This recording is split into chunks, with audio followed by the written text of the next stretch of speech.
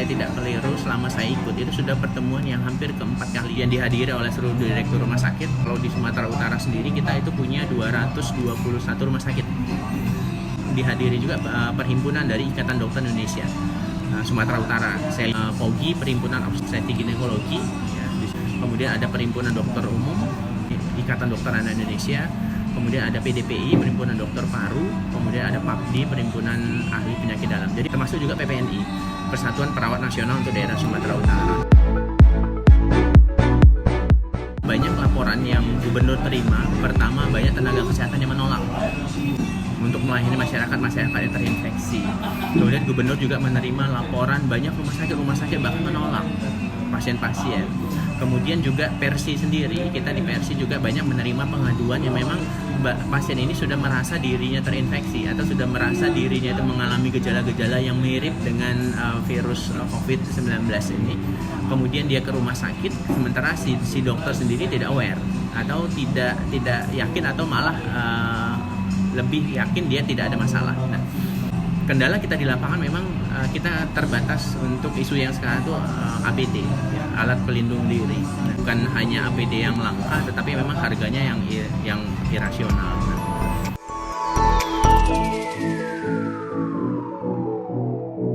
Pertama, gubernur masih mengharapkan komitmen dari sisi kemanusiaan.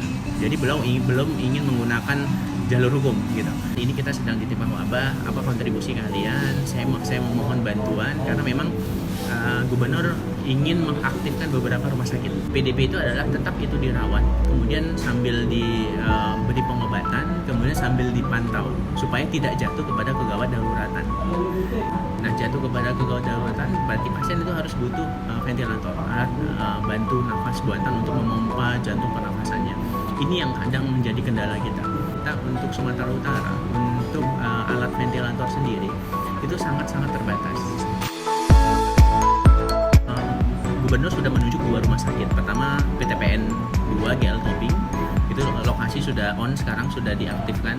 Kemarin lama keputusan memang karena memang terkait APD. Ya, rumah sakit GL Tobing itu milik PTPN 2 di daerah Tanjung Morawa. Kenapa itu dipilih? Pertama karena memang lokasinya itu jauh dari pemukiman satu. Kemudian memang sejuk gitu ya, tidak artinya banyak pepohonan, kemudian masih daerah terbukanya itu masih sangat luas. Kebutuhan untuk rumah sakit lapangan pun masih bisa kita penuhin. Kemudian beliau menunjuk Sari Mutiara.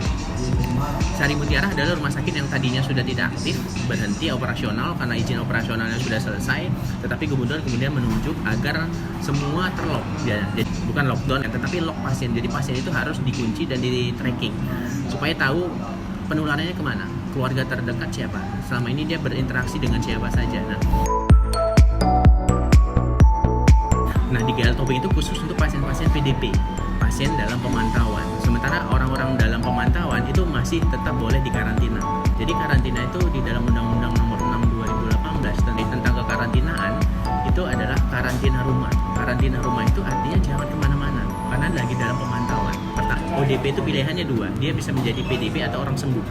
Nah, masyarakat tidak paham di sini. Apakah ODP nanti bisa menularkan? Tergantung.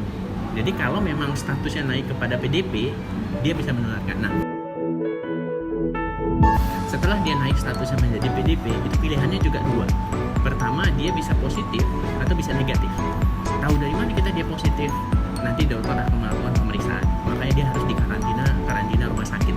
Yang tadinya menjadi karantina rumah berpindah menjadi karantina rumah sakit. Nah, kemudian di dalam Undang-Undang Nomor 6 2018 itu ada istilah karantina wilayah. Mungkin beberapa media atau masyarakat menggunakan istilah lockdown. Sebenarnya kurang tepat menggunakan istilah lockdown dengan karantina wilayah. Karantina wilayah itu adalah bagaimana kita satu wilayah, bisa saja satu kecamatan, yang terkecil kelurahan, untuk tidak mengizinkan warganya keluar atau mengizinkan orang lain masuk. Itu karantina wilayah. Gubernur masih berhati-hati kalau menurut saya ya, untuk melihat bagaimana pergerakan masyarakat penularan.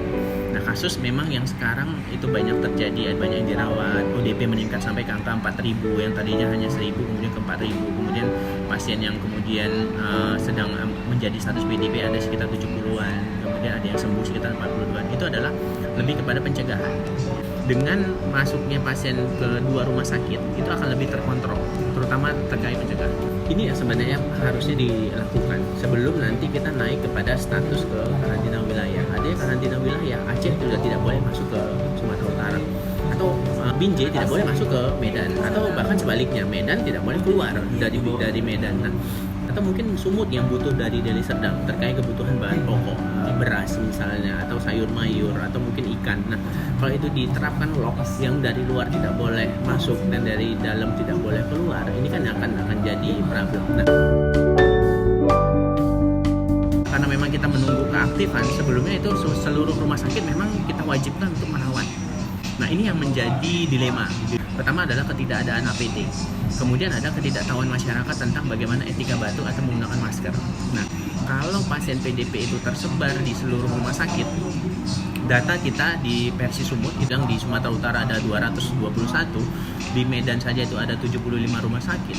Kalau seluruh 75 rumah sakit itu merawat pasien, maka orang-orang sehat yang mau datang ke rumah sakit yang dia tadinya sakit tidak terinfeksi, akhirnya terinfeksi. Itu yang gubernur kemudian menghindari agar kontaminasi aja. Begitu dia batuk, kemudian dia menyentuh sesuatu, di rumah sakit itu ada lift.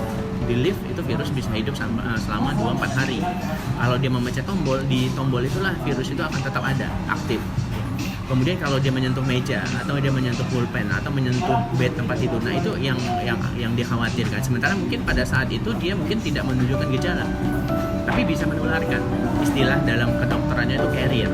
Carrier itu adalah seseorang yang tidak menunjukkan gejala, tetapi membawa penyakit, bibit penyakit, dan kemudian menularkan. Nah, ini yang kemudian sangat dikhawatirkan. Kemudian kenapa kasusnya meningkat terus. Jadi kalau tersebar di rumah sakit seperti sekarang, sangat ironis gitu, kita masuk dengan diare muntaber tapi kemudian positif. Nah,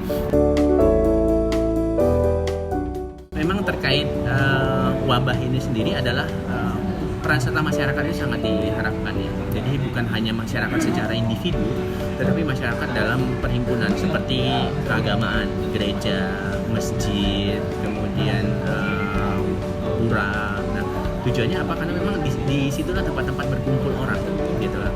Nah, pemeriksaan swab kita masih dianjurkan ke pusat yang lama. Ya. Kalau kalian merawat di rumah sakit kalian, itu nanti kita tidak bisa mendeteksi dan mencegah penularan. Walau ya rumah sakit kos pasti akan sangat banyak. Di mana rumah sakit kos sama? Dia harus mensterilkan setiap sudut-sudut rumah sakit.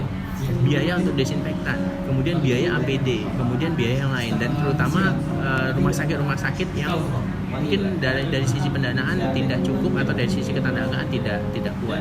Nah, pilihan ini kemudian gubernur meminta, bermohon kembali, kita butuh beberapa ventilator untuk dipinjamkanlah dulu. Kalau rumah sakit kamu punya ventilator 4, saya pinjam 1 atau 2 lah. Kalau rumah sakitmu punya 6 ventilator, saya ambillah pinjam dulu 4. 2 tetap di rumah sakit, artinya kalau di kondisi yang dirawat gawat tetap ditangani, tidak kosong. Tapi kalau kamu cuma punya 1, ya sudahlah, saya nggak akan pinjam. Tapi kalau lebih dari 1, kasih saya pinjam lah. Untuk diletakkan di mana? Untuk kita letakkan di rumah sakit yang sudah terlock. Nah, Sari Mutiara, kemudian GL Tobing, itu kan semua tenaga SDM kan tidak bisa diaktifkan. Jadi bagaimana ini tenaga? Kita butuh dokter, kita butuh ratusan dokter, baik dokter umum, kemudian dokter spesialis penyakit dalam, spesialis paru, kemudian spesialis anak, kemudian spesialis mikrobiologi untuk mempelajari virulensi kuman, kemudian dokter radiologi, kemudian dokter spesialis anestesi. Anestesi itu bukan tukang bius orang saja, tetapi mereka memahami bagaimana ilmu-ilmu kegawat daruratan. Nah, di situ kita butuh ratusan dokter. Kemudian bukan cuma dokter, kita butuh juga perawat, butuh 2 itu. Kita butuh petugas untuk housekeeping, kita bilang. Kemudian kita juga butuh untuk gizinya. Dari sisi kebutuhan, kita tidak mungkin merawat PDP kalau kita tidak kasih televisi di situ. Makanya kebutuhan itu juga sudah menjadi pertimbangan, termasuk akses internet, televisi, hiburan. Jadi pasien-pasien itu memang harus kita lock sampai dia menunjukkan bahwa dia orang sehat atau memang orang yang terinfeksi, dan tidak boleh dia berkeliaran yang kemudian menularkan ke yang lain. Rumah sakit besar yang ada di Kota Medan itu semuanya merawat PDP, mulai dari yang 4 jumlahnya sampai ada yang ke 6 atau ke 8. dengan dibukanya ini yang kita harapkan. Semua rumah sakit yang sedang merawat PDP itu sebaiknya itu merujuk kepada rumah sakit yang sudah ditunjuk tadi. Di rumah sakit GL Tobing itu cuma punya 42 bed untuk merawat, dan itu sangat kurang. Ya, makanya gubernur kemudian menunjuk kembali rumah sakit yang nanti akan ditunjuk adalah Rumah Sakit Marta Priska Multatuli. Itu statusnya juga rumah sakit yang sudah off, tidak melakukan pelayanan, jadi lebih tersteril dari pasien-pasien yang sehat atau pasien yang sedang dirawat. Rumah sakit Marta Priska Brayan, kemudian Marta Priska 2. Nah, itu kapasitasnya lebih banyak lagi. Mereka punya alat ruangan radiologi, kemudian ruangan untuk dirawat. Gubernur menerima laporan itu ada 120 bed yang bisa dimanfaatkan. Jadi kalau dengan kondisi jumlah makin tambah banyak, kemudian kasus juga meningkat, itu rumah sakit haji akan dimanfaatkan. Kemudian Siti Hajar, rumah sakit Siti Hajar itu sudah merelakan dirinya. Mereka ada bed sekitar 40 bed juga untuk memang itu di lock. Jadi tidak boleh menerima pasien-pasien di luar COVID. Kemudian SPN Sampali, sekolah polisi yang di Sampali, yang itu sudah close. Kita sih tidak mengharapkan itu nanti akan aktif. Ya kalau jumlah menurun, cukuplah pasien itu di GL Tobing atau di Marta Priska. Nah, untuk pasien yang gawat bagaimana? Tetap untuk pasien-pasien gawat itu akan diarahkan ke Adamali. Karena dari sisi SDM dan pelayanan, dari sisi kementerian juga tetap menunjuk Adamali. Nah, kita tetap menggunakan undang-undang yang lama, yaitu nomor 4/1984. Di situ upaya-upaya pencegahan sudah jelas. Jadi upaya pencegahan yang harus dilakukan adalah pertama data epidemiologis. Itulah yang setiap hari kita lihat ada kasus meningkat, PDP, ODP, berapa yang sembuh, berapa. Itu adalah upaya penelusuran penelitian epidemiologi. Kemudian yang kedua adalah pengobatan, kemudian pencegahan termasuk isolasi. Itu yang nomor 2 harus dilakukan oleh pemerintah. Kemudian yang ketiga adalah pengobatan dan pengebalan. Jadi termasuk imunisasi di sini. Kemudian ada pemulasaran jenazah. Gubernur juga sudah menerima, bahkan dari viral beberapa sosial media ada beberapa masyarakat atau orang per orang kemudian menolak. Nah, itu sebenarnya ada unsur pidana. Jadi kalau kita mengacu di pasal 5 Undang-Undang Nomor 4/1984, setiap orang yang menghalang-halangi tindakan penanggulangan itu akan diancam dengan pidana 1 tahun penjara atau denda 1 juta. Jadi upaya menghalangin apa? Upaya menghalangi tadi upaya untuk pemeriksaan. Jadi kalau ada orang berupaya untuk jangan diperiksa, nah itu juga sudah masuk unsur pidana. Jenazah harus dibungkus dengan plastik bahwa itu adalah protap, bukan hanya protap Indonesia tapi sudah protap WHO, harus dibungkus dengan bungkus. Orang yang menghalang-halangi dibungkus kemudian membungkam bungkus plastiknya, itu adalah orang-orang yang akan terancam dengan pidana. Itu diatur di pasal 14 Undang-Undang Nomor 4/1984 tentang wabah penyakit menular. Nah, ini yang ingin kita edukasi ke masyarakat. Bukan kewajiban pemerintah saja, tetapi setiap orang. Bahkan anak-anak sekalipun, karena anak-anak orang gitu. Itu wajib melakukan upaya pencegahan. Apa upaya pencegahan? Cuci tangan, jangan melakukan pertemuan, jaga jarak, kemudian orang yang kemudian bergejala segera bawa ke rumah sakit, segera diperiksa oleh dokter. Sekarang gubernur sudah menunjuk rumah sakit khusus, bawalah ke rumah sakit khusus, kemudian dilihatlah, kemudian dipantaulah. Nah, seseorang yang kemudian menghalangi tindakan-tindakan yang dilakukan oleh pemerintah itu bisa dipidana. Dalam hukum pidana itu kita menganut yang namanya ultimum remedium. Apa itu ultimum remedium? Itu adalah ajas hukum bahwa pidana itu adalah pilihan terakhir. Jadi kalau masyarakat sudah sadar, sudah tahu, tak perlulah kita pidanakan, tak perlulah kita penjarakan 1 tahun, tak perlulah dia harus bayar denda 1 juta gitu ya. Nah, yang dilakukan pemerintah adalah melihat dulu, kemudian mensosialisasi dulu, kemudian memantau dulu ya. Jadi memang kita lihat memang belum ada pengambilan sikap tegas karena memang polisi belum mengambil ultimum remedium tadi. Jadi memang lebih kepada memantau. Nah, kapan itu dilakukan? Ya ini yang kita dorong supaya aparat kepolisian segera. Ini adalah wabah. Ini adalah kewajiban kita semua sebagai individu, masyarakat, dan pemerintah. Karena jelas di dalam hukum itu ada ajas solus populis suprema lex. Artinya apa? Bahwa kesejahteraan dan keselamatan rakyat itu adalah hukum yang tertinggi. Jadi di atas hukum tadi KUHP, kemudian undang-undang, kemudian pidana 1 tahun, keselamatan adalah yang tertinggi. Jadi keselamatan siapa? Keselamatan warga masyarakat yang masih sehat, kemudian kewajiban pemerintah menjaga supaya yang sehat itu tidak terinfeksi, tidak terpapar. Kemudian kewajiban siapa lagi? Kewajiban orang yang terpapar tidak menularkan kepada yang lain. Karena kalau pasien itu sengaja menularkan, mungkin beberapa ada yang di upload video dia sengaja meludah-meludah ke dinding, kemudian meludah-meludah ke lift. Nah, kalau itu bisa dibukti dan memang sudah tertangkap kamera, itu si pasien atau si penderita itu bisa dipidana dengan pasal menyebabkan orang sakit, ya, penganiayaan. Itu bahkan bisa dipidana paling maksimal itu selama 5 tahun. Nah, ini yang harus masyarakat paham. Dalam pertemuan memang sudah saya sampaikan, pola memang masyarakat kita itu sebelum melihat bukti nyata dulu, sebelum melihat dengan kepala atau belum membaca berita atau belum melihat dia tonton itu ada ditindak, itu tidak akan pernah jerah gitu istilahnya. Jadi ada contoh dulu untuk ditangkap, untuk menimbulkan efek jerah. Nah, ini yang memang kita dorong aparat kepolisian. Undang-undang sudah jelas. Silakan pakai KUHP pasal 212, 216, 218. Silakan gunakan Undang-Undang nomor 6 2018 tentang kekarantinaan. Kemudian silakan gunakan Undang-Undang nomor 4 1984 tentang wabah. Apa itu darurat sipil? Darurat sipil itu sudah diatur di dalam Perpu, Peraturan Pengganti Undang-Undang nomor 23 tahun 1959. Undang-undang itu menyatakan memang perintah darurat sipil itu adalah pemerintah pusat. Dan kapan darurat sipil itu dicabut, itu adalah kewenangan pemerintah pusat, dalam hal ini presiden sebagai panglima tertinggi untuk memutuskan itu. Jadi kalau sudah darurat sipil dilakukan, itu seluruh komando, seluruh perintah itu adalah segera dilaksanakan. Jadi gubernur itu bisa melalui aparat penegak hukum, kepolisian itu bisa menangkapin semua orang yang ada di jalanan. Termasuk gubernur juga bisa menguasai suatu tempat rumah sakit untuk kemudian dimenjadikan. Artinya kalaupun rumah saya secara pribadi itu malah milik pribadi saya, itu kemudian dijadikan menjadi tempat perawatan, itu bisa, itu dengan istilahnya darurat sipil. Bukan hanya itu, perkantoran, hotel, rumah sakit atau apapun gedung-gedung itu bisa dikuasai. Termasuk juga melarang seseorang untuk melakukan penyebaran berita, informasi. Jadi sosial media itu bisa diblok, gitu ya. Kemudian ya akses internet itu bisa di-cut. Siaran-siaran televisi atau berita-berita itu juga bisa di-cut dengan menggunakan darurat sipil. Nah, ini yang kita dari sisi hukum kesehatan belum menginginkan atau gubernur mengambil langkah itu. Kekhawatiran saya dari sisi hukum kesehatan akan menjadi suatu polemik baru dan menjadi chaos baru, gitu ya. Apalagi kemudian dilakukan penerapan, kemudian merazia setiap orang, ya. Kemudian melihat identitas setiap orang, apakah saya betul penduduk warga Medan, mana KTP saya, kalau saya penduduk Binjai ya seharusnya kembali lagi ke Binjai misalnya. Nah, ini akan menjadi ketakutan di masyarakat, sementara mereka belum siap.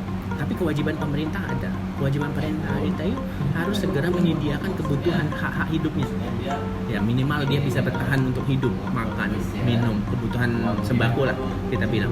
Apakah pemerintah punya dana untuk itu? Apakah pemerintah siap untuk itu? Ini memang perlu kajian keseluruhan. Jadi sebelum darurat sipil itu diterapkan, sebelum langkah untuk karantina wilayah secara strict, pembatasan sosial secara strict dilakukan, jadi yang paling baik adalah memang melakukan social distancing dulu, kemudian melakukan physical distancing. Walaupun ini terdengar kurang tegas. Tadi kan di awal sudah kita sampaikan kekarantinaan itu ada karantina rumah, kemudian ada karantina rumah sakit dan karantina wilayah. Ya silakan satu kampung atau satu kelurahan atau satu desa lakukan karantina wilayah kita agar tidak satu kampung yang kena. Ya.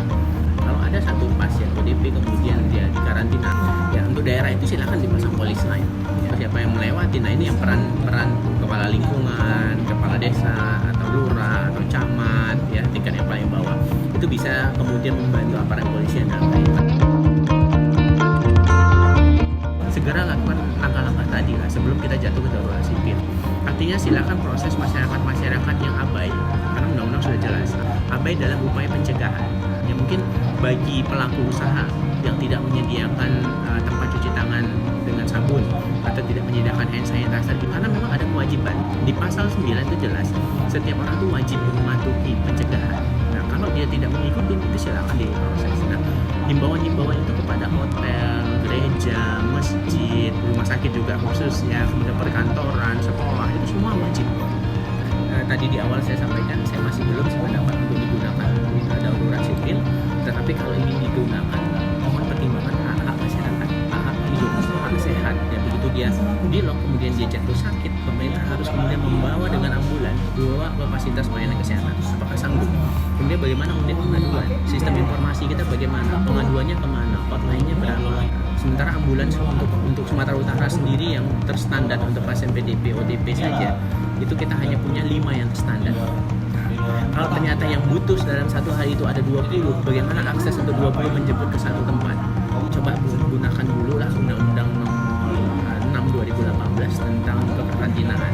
Silakan pasien itu karantina, silakan bagi yang melanggar itu langsung digunakan pasal pidana jelas. Sosialisasi sudah dilakukan, pembinaan sudah dilakukan, selebaran sudah, dari gereja sudah diumumin, dari masjid juga sudah diumumin, di media juga sudah ada. Dalam hukum itu ada namanya ignorante juris est causa. Apa artinya? Ketidaktahuan hukum itu tidak bisa dimaafkan. Tinggal bagaimana aparat penegak hukum secara bijak menerapkan aturan-aturan tersebut, terutama untuk menimbulkan efek jerah. Kita kesulitan kalau terkait data. Kita memang meningkat di ODP, tetapi ODP itu kemudian menjadi PDP atau kemudian terkonfirmasi, kita tidak punya alat untuk bisa itu. Ini yang nanti kita dorong ke gubernur supaya aktifkanlah ahli patologi klinik dan mikrobiologi. Itu semuanya kan meninggal, tapi meninggal umum kan, seperti kasus yang kemarin anggota dewan atau seperti kasus ajudan, itu kan semuanya juga kasusnya grafik tidak naik kan. Daerah pemukiman yang padat ya seperti Simalingkar, Helvetia, kemudian Tembung gitu ya. Kenapa? Karena daerah pemukiman itu interaksi antara orang per orang itu beda dengan daerah perumahan per komplek ya. Yang memang mungkin tetangga sebelah siapapun dia nggak akan tahu gitu. Dan memang betul-betul sudah berjarak. Tapi masyarakat yang berkumpul setiap pagi dia harus ke pasar, kemudian di kios itu semua dia pegangin. Nah, itu yang pasti akan sangat berdampak itu di situ. Kelemahan kita di data. Karena begitu kita sampaikan Johor itu daerah merah dan jangan itu, wah itu sudah ketakutan masyarakat, orang akan keluar. Tadi dia merah, daerah tetangga masih kuning, tapi karena dia ditetapkan, nanti aku mati aku di sini, aku masuk daerah ini. Itu kan ketakutan masyarakat, kemudian akhirnya dia memilih ke tempat saudaranya yang lain, kemudian pindah dan yang tadinya kuning akhirnya naik, statusnya menjadi merah lagi, akhirnya tidak selesai. Kapan akan selesai kalau peran serta masyarakat itu meningkat? Karantina rumah dulu. Kemudian ya selama di rumah tetap cuci tangan, kemudian tetap jaga jarak,